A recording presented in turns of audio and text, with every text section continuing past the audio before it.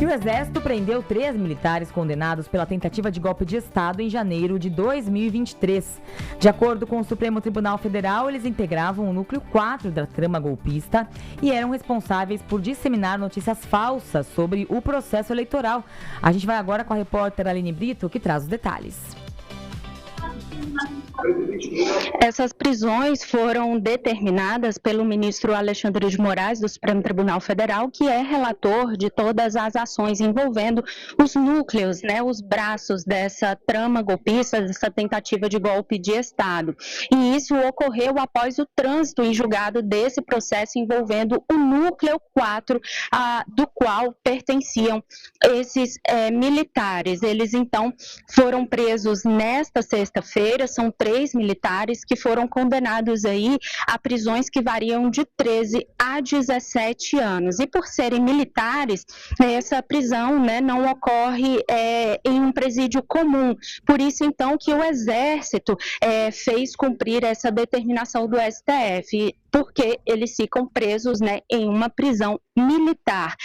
Entre esses presos estão o major da reserva, um subtenente e um tenente-coronel do Exército. Esse núcleo 4 ficou conhecido como núcleo da desinformação. Isso porque eles foram acusados e condenados por disseminar notícias falsas e também tentar descredibilizar, causar uma instabilidade nas instituições e também no sistema eleitoral, divulgando informações falsas, inverídicas, fake news sobre inclusive o STF, as urnas eletrônicas, o TSE, ali na tentativa de fazer com que o ex-presidente Jair Bolsonaro permanecesse no poder, mesmo após a derrota dele nas urnas nas eleições de 2022. Ao todo, 7 foram condenados nesse núcleo 4 da desinformação. 3 foram presos agora, 2 estão, então, foragidos, um nos Estados Unidos e outro no Reino Unido, e tem um agente da Polícia Federal que está preso desde 2024 e agora permanece preso, mas dessa vez de forma definitiva. Então, segundo a Procuradoria-Geral da República, eles também teriam utilizado estruturas do Estado para propagar essas desinformações. E além da prisão, eles também, todos os condenados nesse núcleo, ficaram inelegíveis e têm que pagar uma indenização coletiva de 30 milhões de reais. Muito bem, muito obrigado, Aline Brito. Eu sinceramente, acho que a gente vive um momento muito complicado em relação a essa questão do golpe de Estado, comprovadamente, segundo a Justiça, para alguns ainda um suposto golpe de Estado, sem apoio de militares, sem tanques na rua. É muito golpista na minha avaliação. Tudo que acontece, mensagem de WhatsApp, a pessoa já vira golpista, não sei. Eu acho uma questão muito delicada e acho que, de uma certa maneira, a imprensa pisa em ovos ao falar sobre isso, tem um pouco de receio de falar sobre isso. Muita gente tem um pouco de receio de expor exatamente o que pensa em relação a tudo isso, em relação a supostos exageros da nossa justiça. É uma impressão que eu tenho, delicada, é verdade, mas é uma impressão que eu tenho, Alvarez.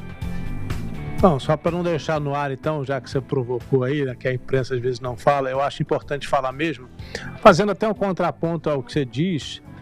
Eu acho que o Brasil já teve muito golpe de Estado na nossa história. A gente teve golpe de Estado já desde Getúlio lá atrás. Bom, se for considerar a proclamação da República, mas desde então foram muitos golpes de Estado. A gente se acostumou, normalizou a ideia de que golpes podem acontecer aqui e ali, que tentar um golpe não é tão grave assim. A meu ver, é muito grave, Tomás. Nesse ponto eu discordo de você. Eu acho que tem que haver um rigor imenso, porque se a gente abre essa brecha, daqui a pouco a gente está de novo com uma ditadura no Brasil. Então, a gente já viveu 21 anos de ditadura, a gente sabe o que é uma ditadura, o mundo está com uma tendência a governos autoritários, a gente está vendo Putin na Rússia fazendo 26, 27 anos de poder, a gente está vendo Trump, que é democraticamente eleito, mas usando a Constituição, às vezes até rasgando a Constituição para se tornar autoritário. Então me preocupa muito a gente deixar passar.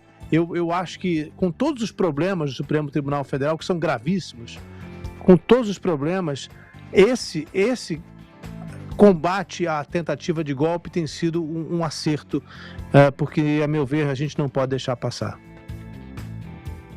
Com 2 pontos aqui. Aline Brito, pois não, mais informações de Brasília. Isso mesmo, e ainda sobre decisões do STF, né?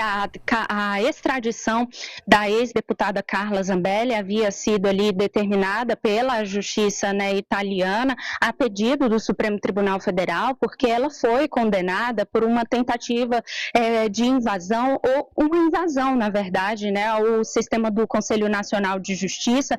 Ela foi acusada e condenada de ser a mandante dessa invasão, e o hacker Walter Delgatti teria executado essa ação ali no sistema do CNJ. Ela foi, então, após essa condenação do STF a 10 anos de prisão, ela foi para os Estados Unidos, em seguida para a Itália, e aí começou esse processo para pedir a extradição da ex-deputada.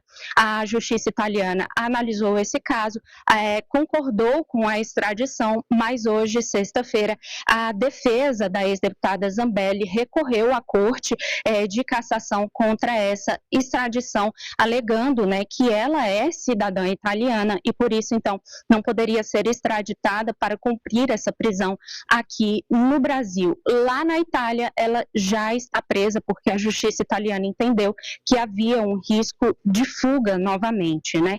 Então, agora cabe à justiça italiana analisar esse recurso, esse pedido, né, da defesa de Zambelli. Obrigado, Aline. Muito obrigado.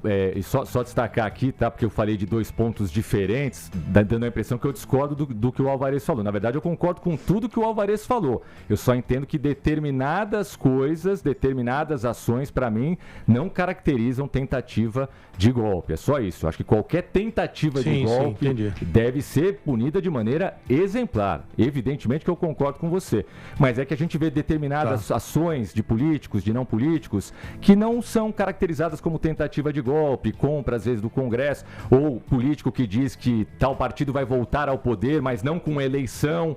Isso aí, de repente, dependendo do humor de um ministro, pode ser considerado também uma manifestação de vontade de golpe, muito pior do que muita coisa que eu tenho visto aí ser considerada tentativa de golpe. É só aí que eu quero chegar, entendeu, Alvarez? Sou contra também, obviamente, qualquer tentativa de golpe, mas é que eu acho que há alguns exageros nesse momento por parte do nosso Supremo.